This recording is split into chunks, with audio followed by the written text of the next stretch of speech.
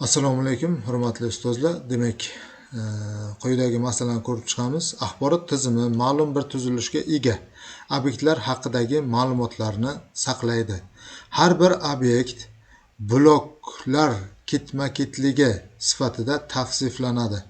Har bir blok uchun uning kodi, demak, har bir blokda kod bor va uning turi ko'rsatilyapti. Blok kodi 11 ta belgidan iborat bo'lib, ularning har biri katta yoki kichik lotin harflarida bo'lishi mumkin. Har bir kod belgisi minimal mumkin bo'lgan bitlar soni bilan kodlanadi. Blok turi esa 1 dan 8000 gacha bo'lgan butun son bo'lib, minimal mumkin bo'lgan bitlar soni bilan kodlanadi. Demak, ikkalasi ham bitlar soni bilan kodlanar ekan. Butun blok eng kam mumkin bo'lgan butun bayt soni bilan kodlanyapti. Har bir obyekt tavsifini saqlash uchun barcha obyektlar uchun bir xil miqdordagi baytlar ajratiladi. 640 ta obyekt haqidagi ma'lumotni saqlash uchun 325 kilobayt kerak bo'ladi. Bitta obyekt haqidagi yozuvda eng ko'p bloklar soni qancha bo'lishi mumkin? Demak, biz ko'radigan bo'lsak, umumiy holatda har bir qatorda mana shunday bloklar bor. Demak, bu bloklarni ikki qismga ajratadigan bo'lsak, demak, mana bunday holatda ikki qismga ajratadigan bo'lsak, mana bu yerda bizda bor blok, demak, kodi, men yozib qo'yaman, blok kodi bor, kodi va blokni turi bor. Blok turi bor. Tur. Endi mana bu alohida holatda, bu alohida holatda olinyapti. Endi blok kodi qanday? Blok kodi aytyapti mana bu yerda, demak, ularning har biri katta yoki kichik lotin harflarda bo'lishi mumkin. Demak, bizni lotin harflarimiz 26 sifatida qaraladigan bo'lsa, 26 ta katta harf va 26 ta kichik harf. Demak, umumiy belgilar soni nechta bo'lyapti? 52 ta bo'lyapti. 52 ta. Mana shu 52 ning 2 ning darajalari ostiga qo'yib olamiz. 52 ni 2 ning nechinchisidandir kichik yoki teng deb olamiz. 2 ning nechinchisidandir katta deb olamiz. Bu 2 ning 5-chisidan katta, 2 ning 6-chisidan kichik bo'ladi. Demak, har bir demak olinadigan belgi, demak, mana shu yerdagi 11 ta belgining bittasi 6 bit bilan kodlanar ekan.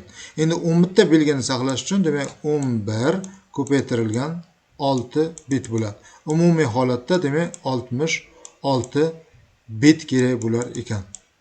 Demak, blok kodiga. Demak, bitlarda olinadi deyilgani uchun mana shunday qoladi.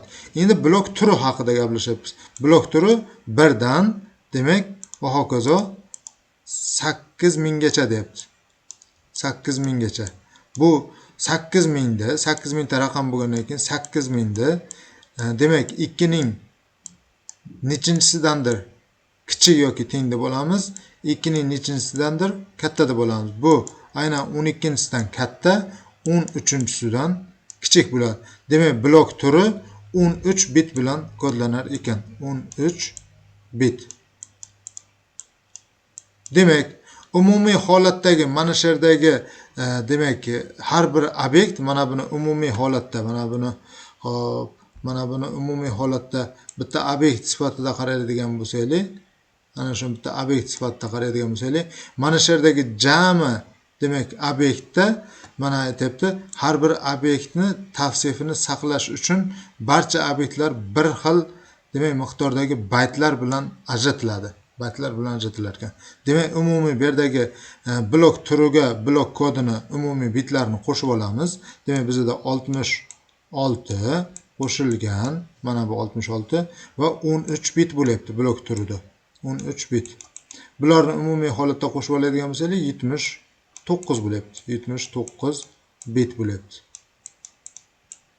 79 bit. Endi mana bu yerda baytlar deb aytilganligi uchun buni bayt ko'rinishiga o'tkazib olamiz. Mana shu bitta obyektdagi, demak, ishtirok etayotgan bitlar soni.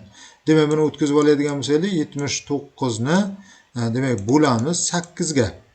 Demak, 79 ni biz 8 ga, demak, bo'lib oladigan bo'lsak, demak, bizda bo'ladi 9 butun 9,875 mingdan 875 bo'lyapti.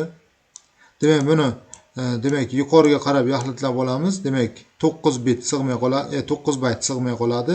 9 dan yuqori bo'lgani uchun yuqoriga qarab yaxlitlab olamiz. Demak, taqriban 10 bayt deb olamiz. 10 bayt. Demak, bitta obyektni saqlash uchun 10 bayt joy kerak bo'lyapti. Endi aytyapti, 640 ta obyekt haqidagi ma'lumotni saqlash uchun 325 kilobayt kerak bo'ladi, deyapti. 325 kilobaytni biz mana bunday holatda o'tkazib olamiz. 325 ko'paytirilgan 1024 demak bo'lingan 640. Nima uchun? Sababi mana 325 kilobaytni 1024 ga ko'paytirib baytga o'tkazib oldim va mana shu yerdagi umumiy obyektlar soniga bo'lib yubordim. Demak, buni 325 da ko'paytiramiz 1024 ga, bizda 332.800 bo'ladi. Demak, 640 ga bo'ladigan bo'lsaylik, bizda 520 kelib chiqadi. 520. Demak, umumiy shu 640 ta obyektda 520 bayt ma'lumot bor. Demak, 520 ni, endi 520 baytni mana bu yerda bitta obyektdagi baytlar soniga bo'lib yuboramiz. Demak, bitta baytda demak bitta obyektda 10 bayt ma'lumot bor. 520 ni 10 ga bo'ladigan bo'lsaylik, bizda 52 kelib chiqar ekan. Demak, bizada aytyapti, bitta obyekt haqidagi yozuvda eng ko'p bloklar soni qancha bo'lishi mumkin? Demak, 52 ta ekan. Bloklar demak bloklar soni qancha bo'lishi kerak? 52 ta.